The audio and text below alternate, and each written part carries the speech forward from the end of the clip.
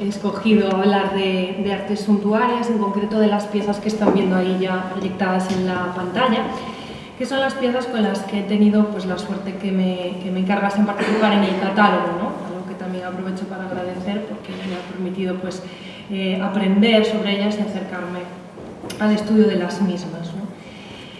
Vamos a hablar de artes suntuarias en la exposición, pero no de todas las piezas de artes suntuarias que están en la exposición. Ayer el profesor García Iglesias mencionaba la magnífica Custodia, ¿no? Que es una de las grandes piezas de artes suntuarias que podemos ver en la exposición y de la que él habló largo y tendido en su conferencia del curso de platería, y me consta que algunos de ustedes repiten, ¿no? Y ya pudieron escuchar hablar de esta pieza en ese momento.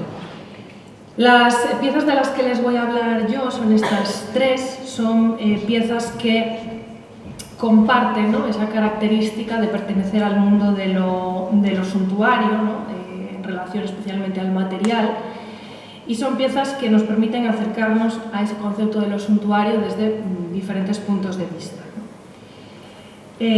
Como les decía en el curso de platería, algunos repiten, pues me escucharon hablar, hacer esa pequeña reflexión o reivindicación sobre la paradoja del término artes decorativas, ¿no? Y de cómo yo y muchos historiadores preferíamos el término de artes suntuarias porque creemos que está más acorde a la riqueza del material de las piezas, que es una característica que suelen compartir estas técnicas, y también va más acorde a la apreciación que estas piezas tuvieron en cada una de las épocas anteriores que a lo mejor la historia del arte no supo o no ha sabido hasta hace poco reivindicar o reflejar. Como les digo, nos permiten acercarnos a través de múltiples puntos de vista. El primero es el material, son piezas de tres materiales distintos: azabache, marfil y bronce. Por una vez me voy a hablar de plata. Son piezas también de tres épocas muy distintas. La primera es del siglo XV, por lo tanto una pieza medieval en Galicia. La segunda del siglo XVIII y la tercera es del siglo XX, pero está copiando, ya la conocen, ya se ha hablado también en estas conferencias de ella, está copiando una pieza de orfebrería del siglo IX, por lo tanto incluso había cuatro grandes épocas de las que podríamos hablar. Y también son de procedencias muy distintas. La primera es una obra compostelana, la segunda es de un taller hispano-filipino y la tercera también es compostelana, pero está copiando a esa pieza de orfebrería asturiana, ¿no? Entonces nos podemos acercar desde un punto de vista material, cronológico, geográfico, a piezas bastante distintas, bastante heterogéneas, como ven. Bien, la primera que les presento es la cruz procesional Flor de Lisada. Es una cruz que pueden ver en la exposición, pero habitualmente se custodia en la capilla de las reliquias de la Catedral de Santiago, en el retablo de las reliquias de Magariños, además ocupando, ¿no? un lugar, ya la pieza es muy vistosa de por sí, pero ocupando uno de esos lugares centrales. Y es una pieza, como les decía, de la primera mitad, mediados del siglo XV, salida de obradores compostelanos. La cronología de la pieza ya es la primera cosa a destacar, creo, porque como nos demostró también la profesora Dolores Barral en su conferencia del curso de platería, de la Edad Media de artes suntuarias solo se ha conservado lo que ella llamaba los inmortales, ¿no? Aquellas piezas que han sobrevivido a lo largo de los siglos a ese mal, ¿no? que acecha a las artes suntuarias, de que por el propio valor del material pues son mucho más susceptibles de ser vendidas, de ser desmembradas, de ser reaprovechadas, reutilizadas en otras piezas o incluso, si son de metal, pues fundidas, ¿no? Esos inmortales de los que hablaba la profesora Dolores Barral son aquellas que, digamos, por su importancia, por así decirlo, nadie se ha atrevido, ¿no? a deshacerse de ellas, como el caso de esta cruz. Además, es una pieza sobresaliente por su tamaño. No es habitual encontrar piezas de azabache de estas dimensiones. Estamos hablando de casi 1 metro de alto por más de medio metro de ancho. Y precisamente el material pues, es una también de sus características más destacables. El azabache al contrario de lo que pueda parecer a veces, porque muchas veces se habla de piedra mágica, ¿no? Piedra protectora, no es una piedra, no es un mineral, es digamos un lignito, se parece mucho más a un carbón, es un material de origen vegetal que fue creado, se generó en los periodos Jurásico y Cretácico. Es cierto que en la historia de la azabachería compostelana pues queda mucho o prácticamente todo por hacer y por estudiar desde un punto de vista contextual, pero se asume que la mayor parte del azabache utilizado en la historia de los talleres compostelanos procede de dos de las mejores canteras, de las mejores reservas de azabache a nivel mundial, que son la cantera asturiana y la cantera inglesa. Hablábamos antes, ¿no?, del alabastro inglés, pues en este caso también del azabache inglés de la zona de Whitby, ¿no? Esta cruz no sabemos exactamente de dónde procede el material, para ello habría que realizar estudios de otro tipo, ¿no?, a nivel con un equipo científico adecuado, ¿no?, para determinar su procedencia. Bien, la pieza adopta las características propias de una pieza de orfebrería de la época, es decir, las cruces de plata o de oro del momento son muy similares en tipología, en forma, y son estas cruces medievales que están caracterizadas por unos brazos rectos, quizás más anchos en las piezas de platería, pero que comparten estos medallones ovales en los brazos y estos remates en forma de flor de lis, remates flordelisados, ¿no? Por eso recibe así el nombre la pieza. En el cuadrón, si no lo saben, esta pieza que se coloca en la intersección de los dos brazos se llama cuadrón. Puede ser cuadrado o redondo, en este caso es cuadrado. Habitualmente, esto también pues, como dato, en las cruces de platería de la época se suele disponer una imagen de la Jerusalén celeste, amurallada, o del sol y la luna, ¿no?, como pueden ver aquí. En este caso, la pieza de azabache de la exposición carece de todo tipo de figuración y también carece de crucificado, que pues, suponemos por el engarce que tiene ahí que hubo de perder en algún momento.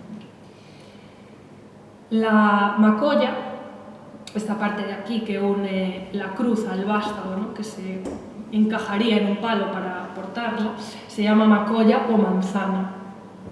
Y, como pueden ver, adopta la forma de una Jerusalén celeste, amurallada, con estos cuerpos almenados que van decreciendo, como también es característico en las cruces de platería medievales, ¿no?, estas macollas arquitectónicas.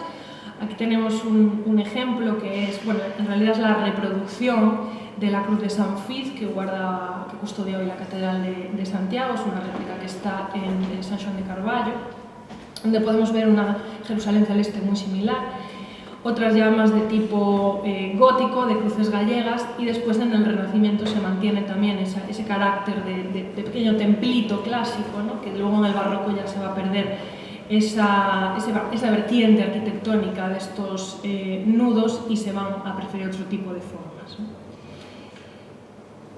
En cuanto a la ornamentación, como pueden ver, toda la pieza está recorrida por una ornamentación muy fina de patrones vegetales, esquemáticos, realizada con oro, lo que consigue un efecto muy llamativo, ¿no?, ese contraste entre, nunca mejor dicho, un negro azabache y esa superficie brillante del oro, ¿no? En las piezas de platería no hay, el material no permite hacer ese gran contraste, se juega pues, con la plata mate y la plata brillante, con la plata sobredorada, la plata en su color, pero esta pieza, gracias a esa característica material, consigue un gran efecto de contraste.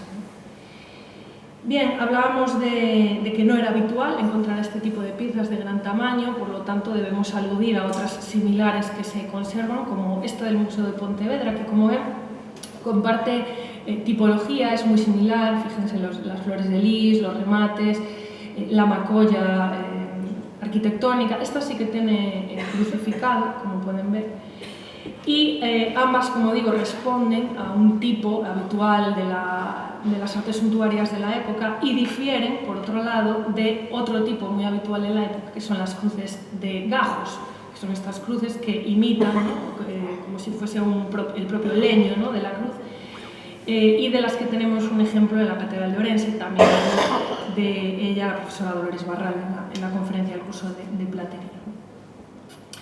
Bien, no hay que insistir mucho, ya hemos hablado en anteriores ocasiones de la importancia del gremio de azabacheros en la ciudad de Santiago, como un gremio o como un arte ligado inherentemente a la ciudad, al Camino de Santiago, al estar su trabajo sobre todo puesto al servicio en origen de las peregrinaciones medievales, ¿no?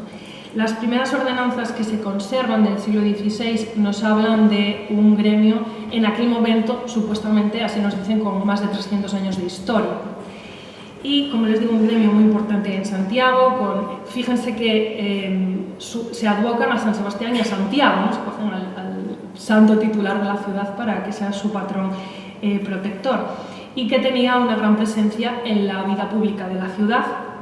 Por ejemplo, en las procesiones de Jueves Santo, de San Roque, especialmente en el Corpus, pues eran los encargados de sacar el Santiago a caballo, el paso de Santiago, y de escenificar el combate con la tarasca o la coca, ese monstruo que representaba el pecado en la procesión del Corpus. Bien, como les digo, es un gremio, es un arte que nace ligada a ese sentido de la peregrinación y que tiene todo el sentido, ¿no?, en esta exposición.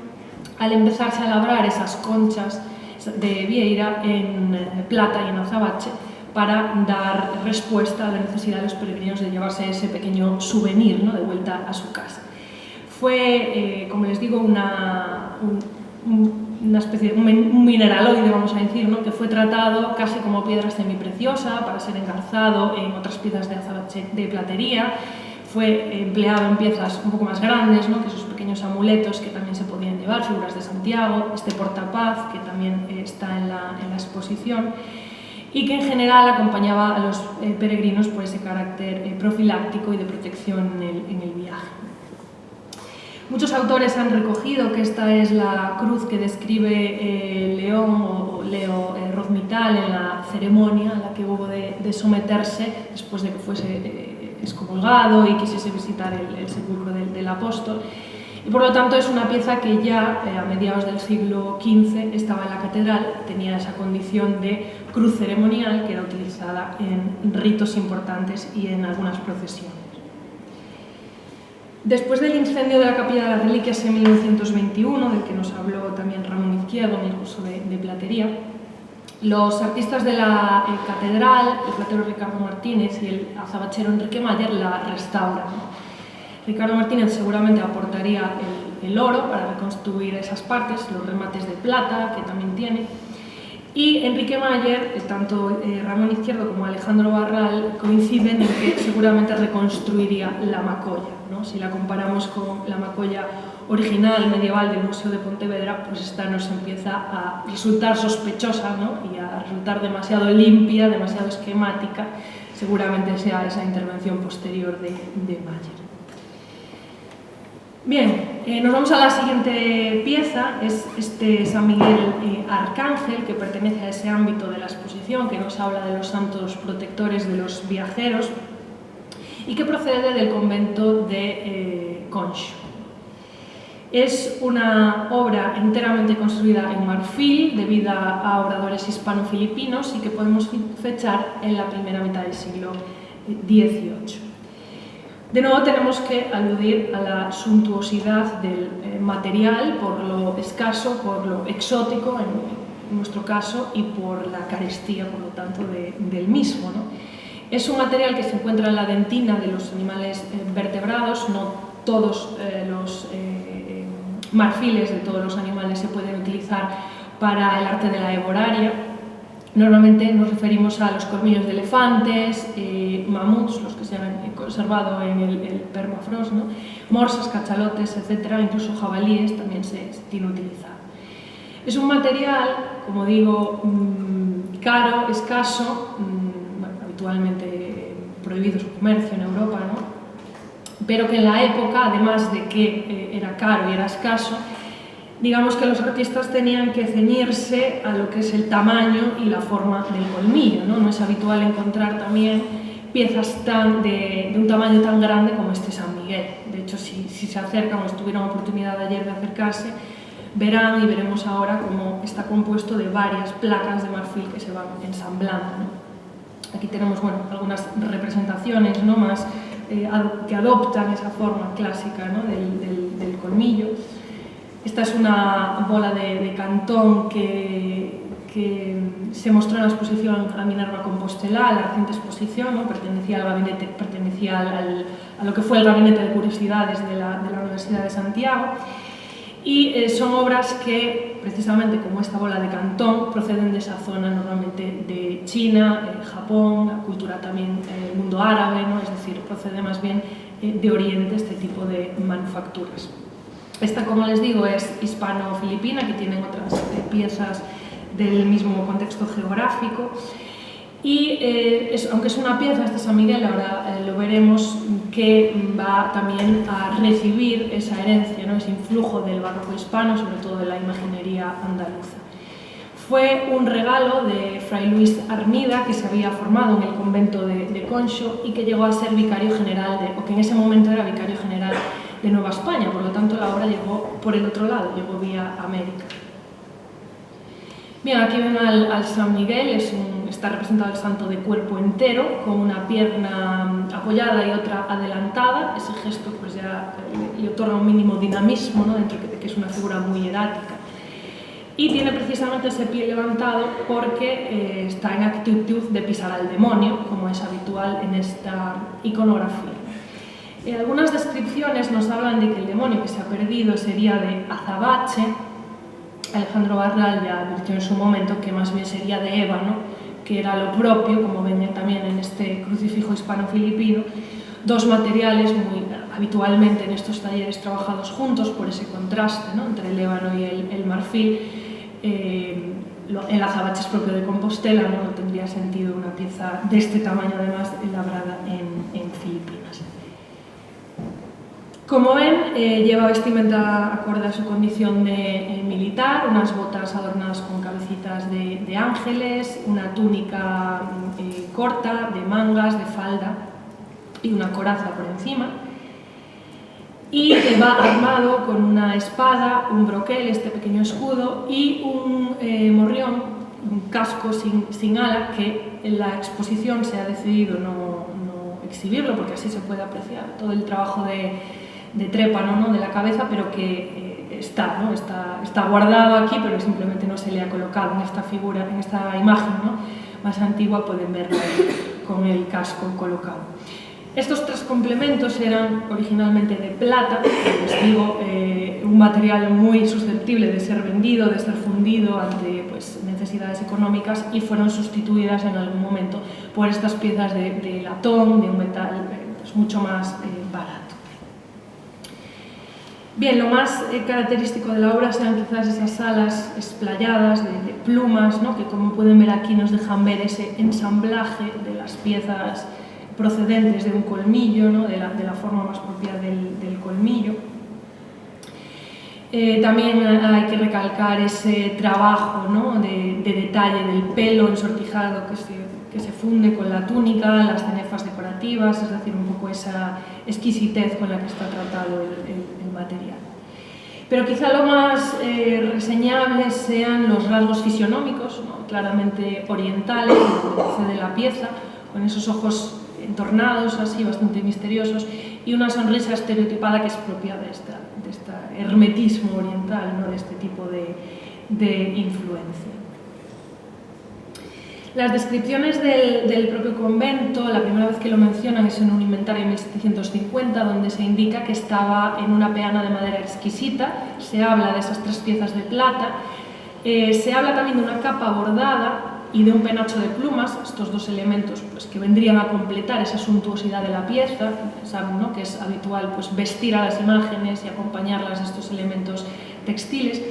E incluso algunas descripciones nos hablan, más posteriores, nos hablan de que llevaba una armadura de plata, pero también Alejandro Barral, que fue el que estudió más en profundidad la figura en su día, nos dice que seguramente estuviese policromada, ¿no? Que no tuviese una armadura, sino que estuviese pintada directamente sobre el marfil. El inventario de 1920 lo sitúa dentro del contexto de la iglesia, ¿no? Y además nos dice que es una obra de mérito, no por lo artístico, sino por ser de marfil, ¿no? Entonces tenemos ahí el mérito asociado a ese marfil, a ese material suntuario, más que, según el inventario, a lo artístico, al valor artístico de la pieza. Yo creo que es una pieza muy interesante, especialmente porque es una buena síntesis, es un buen ejemplo del sincretismo artístico, ¿no?, que se produce entre ese choque o esa asimilación de la tradición del Imperio español, por un lado iconográfico, ¿no?, y por el otro lado artístico, refiriéndonos a esa imaginería barroca española, y por otro lado la identidad local que se conserva en la pieza, en esos rasgos orientales, en el carácter hierático y en el gusto por lo exótico, ¿no?, por el tratado del plumaje de las alas, ¿no?, y por el manto que el inventario de 1750 describe como de tela de China o bordada en chinesco, China como digamos, una palabra genérica para referirse en ese momento a todo lo oriental. A mí me resulta más interesante esta pieza de Conxo, sin desmerecer a otras, ¿no?, que otros San Migueles de marfil que fui encontrando que no aunan ese sincretismo de las dos culturas que se puede ver en la pieza de la exposición. Bien, y por la última me voy a detener menos, es una pieza pues, de la que ya se ha hablado tanto en el curso de platería como ayer en la conferencia de la profesora Dolores Barral, que es la reproducción de la cruz de Alfonso III, una pieza también custodiada en la Capilla de las Reliquias de Santiago y que se realiza a principios del siglo XX. Como les digo, es una pieza que copia a una original de orfebrería asturiana, que en su momento era, hasta el año 1906, era una de las piezas más ricas y más exquisitas del tesoro de la Catedral de Santiago, tanto por un lado por el significado que supone ese favor que la monarquía asturiana prestó desde un principio al mausoleo, ¿no?, a la tumba del apóstol, y por otro lado por la antigüedad. Esta de conservarse sería el inmortal de los inmortales, ¿no?, de lo que hablábamos antes. Fue donada en el año 874 por el rey Alfonso III, su esposa doña Jimena, poquito antes de empezar esa construcción de la segunda basílica de la que hablaba ayer la profesora Dolores Barral, y por eso aludía a esta pieza. Y se trataba tipológicamente de una stauroteca, es decir, un relicario para contener un fragmento de la Veracruz, esa cruz en la que se habría crucificado Cristo, recuperada por Santa Elena, la madre del emperador Constantino, y que se repartió en múltiples relicarios, ¿no? Las staurotecas pueden adoptar diferentes formas, cajas, arquetas, ¿no?, pero es habitual también que adopte la forma de una cruz, generando ese digamos, diálogo entre la propia reliquia y su contenedor, como sucede también muchas veces en los relicarios pues, que custodian huesos del brazo, pues, que adoptan la forma de un brazo, ¿no?, o la cabeza, como el de Santiago Alfeo, que adopta la forma de un busto. Pues en este caso, para albergar un fragmento de la cruz, un relicario en forma de cruz. También sigue las convenciones de las cruces de su época, de las cruces propias de la orfebrería asturiana. Aquí podemos verla por compararla con la Cruz de los Ángeles, que se custodia en la Cámara Santa de Oviedo. Esta sí se conserva y fue regalada por Alfonso II, padre de Alfonso III, al centro betense, ¿no? Es una cruz griega de brazos trapezoidales. Estas cruces no son macizas, sería inviable desde un punto de vista económico, de peso, ¿no?, y también porque tienen que contener dentro la madera de la cruz, ¿no? Son obras que están hechas con chapas finas de oro batido que se clavetean a un alma de madera, ¿no?, así se llama, a un esqueleto de madera. De hecho, si se conservase, o en la de los Ángeles de Oviedo que se conserva, se pueden ver perfectamente los clavos, ¿no?, de oro con los que se clavan estas chapas a la madera. Como pueden ver, también es una pieza que entra y excede casi esa característica de lo suntuario por el preciosismo de sus técnicas, ¿no? Tenemos en primer lugar la filigrana, que es una técnica donde un finísimo hilo de oro se va retorciendo sobre sí mismo y se van generando estos patrones decorativos, ¿no? El oro es un material muy maleable que permite batirlo y reducirlo a láminas muy finas, piensen en el pan de oro, ¿no?, o también reducirlo a hilos muy, muy finos con los que se van haciendo estos trabajos. Tenemos piedras preciosas y semipreciosas engastadas a cabujón, estos pequeños listeles también de oro, ¿no?, que las encierran. No solamente piedras, sino también contaría con el engaste de entalles clásicos, ¿no?, de joyas anteriores, de entalles clásicos, y también de una fíbula de época visigoda, construida adornada con la técnica del esmalte, ¿no? Es decir, un montón de técnicas suntuosas, preciosistas, que se juntan para enriquecer a esta pieza, ¿no? Bien, como ya se ha dicho en varias ocasiones, tanto en el curso de platería como ayer, esta cruz fue robada en el año 1906. La verdad es que bastante entretenido ir viendo en los periódicos de la época cómo se relata el robo, las pistas que van teniendo, que sí se ve la cuerda por la que descendieron por la capilla de las reliquias, etc. El caso es que la cruz nunca fue recuperada, ¿no? También, si les interesa el tema, algunos a lo mejor conocen la novela de A viaxe a fin do mundo de Manuel Rodríguez, que está ubicada en ese Santiago de principios de siglo, y es un periodista que va intentando reconstruir este misterio.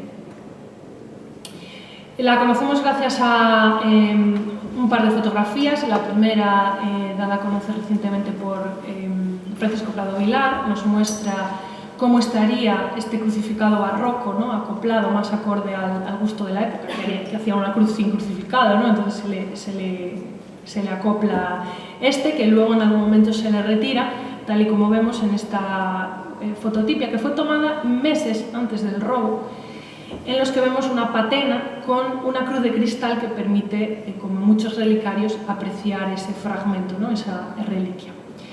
La que pueden ver en la exposición es la reproducción que se realiza 11 años después del robo por el platero oficial de la catedral, por Ricardo Martínez. Es una pieza que evidentemente es mucho menos rica técnica y materialmente, está realizada en bronce, material mucho más barato, engasta piedras de imitación o cristales coloreados, y fíjense en los detalles de la filigrana. No utiliza filigrana, es un artista que nunca, que sepamos, dominó la técnica de la filigrana, simplemente dibuja, ¿no?, con un cincel, repuja en la chapa esos hilillos de filigrana, perdiendo esa riqueza decorativa de la joya asturiana, ¿no?, de la joya original. Fíjese también la fíbula visigoda, que solamente la dibuja, también está repujada en la superficie, no hay nada engastado, no hay nada ahí acoplado, ¿no? En el anverso incorpora también, intentando recuperar ese aspecto con la fotografía que él conoció, que era esta. De hecho, esta fotografía guardaba una copia en su archivo personal, fue la que le debió servir, hizo lo que pudo, ¿no?, con lo que tenía, y en este caso recupera esa cruz de cristal, aunque en este caso los brazos superan la patena, ¿no?, es una cruz un poco más grande. Copia las mismas inscripciones que recorrían los brazos y que habían transcrito varios textos, y además añade en uno de los laterales, esto se puede observar a simple vista en la exposición, añade que es un facsímil de la cruz regalada por el rey Alfonso III, y en esta parte, esto no se puede ver porque está justo aquí debajo, firma Ricardo Martínez Feci y el año 1917.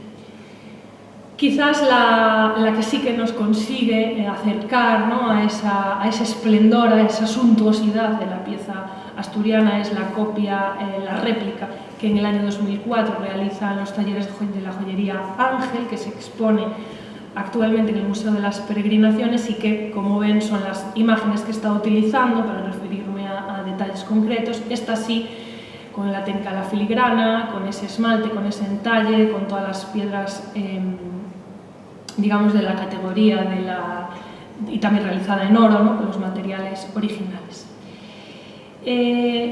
Ya para finalizar, como les digo, puede que la cruz no sea la reproducción que podemos ver en la exposición, no es que sea, no es que nos acerque exactamente a la riqueza de esa joya asturiana, pero también es un testigo del tiempo en el que fue creada, ¿no? Piensa en ese contexto de reactivación de las peregrinaciones contemporáneas, donde es fundamental la figura de Martín de Herrera, y también en una catedral inmersa desde hacía décadas en la época de los historicismos, la recuperación del arte medieval, ¿no? Una catedral que, por lo tanto, debió querer recuperar, por lo menos en presencia, su joya, una de sus joyas más preciadas, y exhibirla. Como ven, forma parte hoy en día de esa parte central, protagonista del retablo de las reliquias de la Catedral de Santiago, ¿no?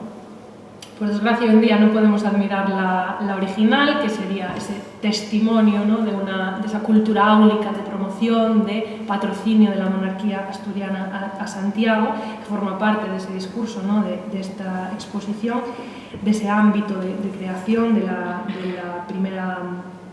las primeras basílicas.